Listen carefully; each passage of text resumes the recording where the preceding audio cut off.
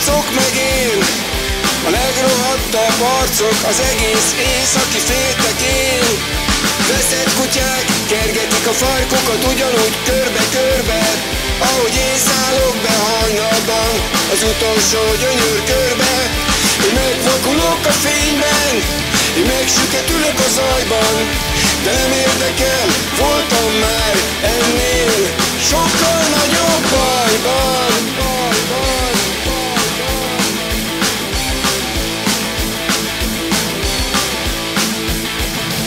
Ezeken a rohadt deszkákon állok, néha azt se tudom miért.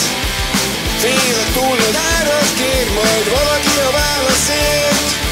Kinek az arcát látom, ha belenézek a tükörbe. Táncolok, de beleléptem valami ördögi körbe. Én megvakulok a fényben, én megsüketülök a zajban, de nem érdekel, voltam már ennél sokkal nagyobb bajban.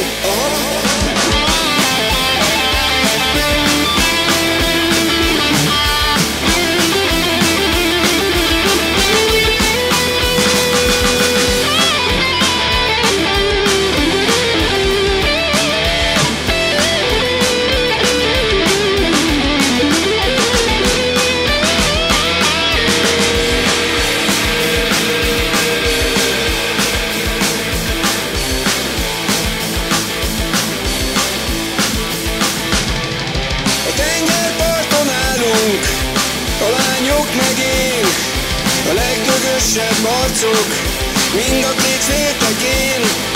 Kinek az arcát látom, ha visszanézek az időben. Táncolok, mert beleléptem valami ördögi körbe.